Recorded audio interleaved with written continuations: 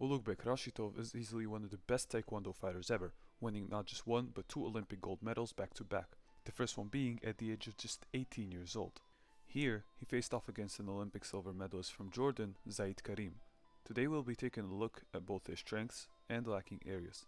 Let's begin.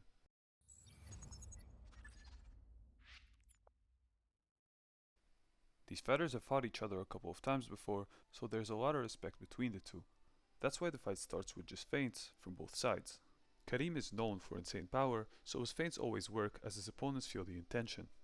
In this match specifically, they've both elected to keep their stance closed. You'll see why mentioning that will be important later on. Rashitov starts off by gaining a bit of extra space and tries to keep it with a few cut kicks. Zaid instantly tries to regain that space and set up a lead hook. Fighters usually do this by using a cut kick first, then feinting it again and using that leg to cancel the opponent's counter and close the distance.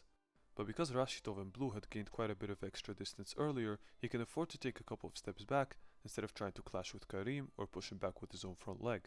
That leaves Kareem open, and while he does land a powerful punch to the solar plexus, there's more than enough distance between them for Rashitov to land a nice counter kick, and he's now leading by a point.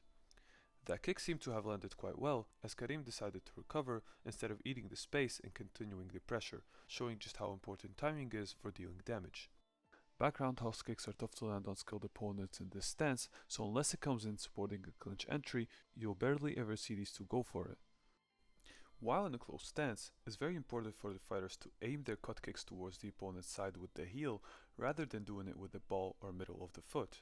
Neglecting this fact often allows the opponent to roll with the kick and go for a spinning counter, whether it's a back or tornado kick. The kick fails to score here, but the information gained from this exchange will be what ultimately decides the match. In this instance, both fighters exchange kicks, and Rashitov starts moving laterally towards Zaid's open side. This is something that not many pay attention to, but fighters do this as it forces constant adjustments by the opponent. These adjustments are obviously a little delayed, as doing them too early can enable Rashitov to quickly change directions and attack when Zaid is out of position. Rashitov keeps moving, as this makes it really hard for Zaid to land spinning counters and opens up Kareem's body for a brief moment. But Rashitov hesitates, and Kareem instantly capitalizes on that with another spinning kick, which actually lands this time. With 17 seconds left on the clock, Rashitov has to attack. He baits a cancel kick from his opponent, and this gave him an opening for a back kick. Such a big reaction from a feint is only possible to force when you've already shown a strong cut kick a couple of times. This was a great setup, but unfortunately for him, Kareem saw it coming and blocked the kick. It looked like Zaid actually used the momentum gained from blocking the powerful kick to roll with it and switch stances while Rashitov is out of position, and he lands yet another great kick. But Rashitov only gets better under pressure and in a point deficit. He pressures forwards, and as Kareem tries to land another kick, Rashitov counters but no luck. He keeps pushing forth, and despite not being able to land any kicks, the pure volume forces his opponent to the absolute edge of the octagon. This allows him to find an opening by stepping in towards Kareem's open side and lands a beautiful back kick, pushing his opponent backwards and equalizing the score. Zaid ended up winning the round by system decision, as he landed more kicks than registered but didn't score due to lack of power. The second round starts in a similar fashion, both fighters just measuring each other out. Kareem didn't want to make the same mistake as before, so instead of rushing in, he waited for Rashitov to make the slightest inaccuracy. Rashitov ended up getting too comfortable with the pace and went for a back roundhouse kick from their closed stance. This would have been fine had he followed up with a technique or clinched, but he decided to simply reset from that position.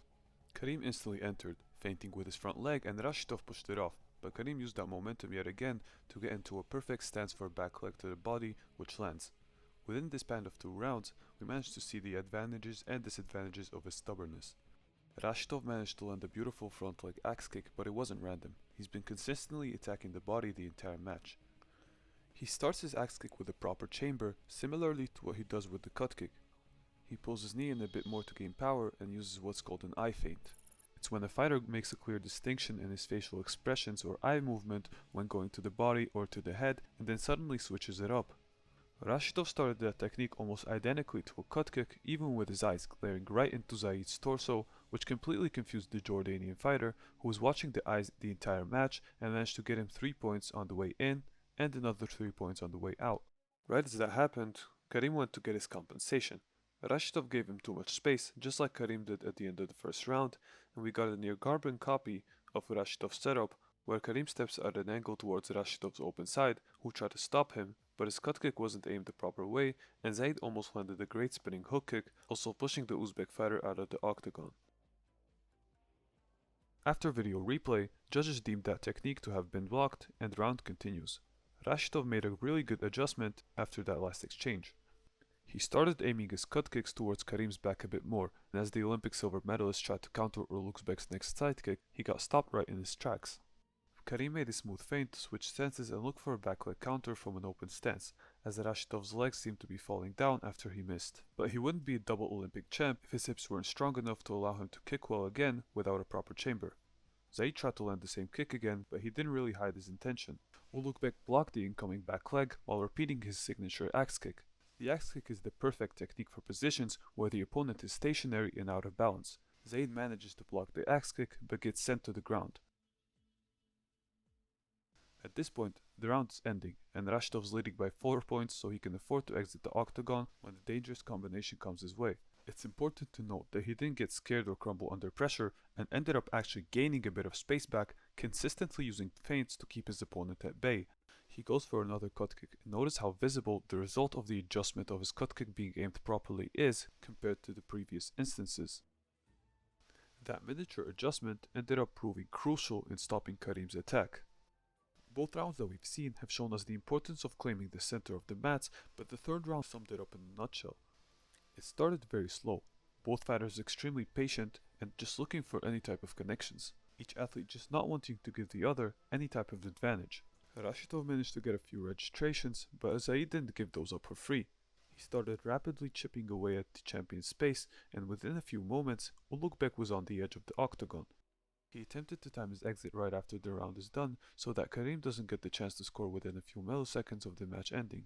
However, that gave Kareem the opportunity to overwhelm him with a barrage of strikes, and eventually one got through, which won him the 2022 Grand Prix final.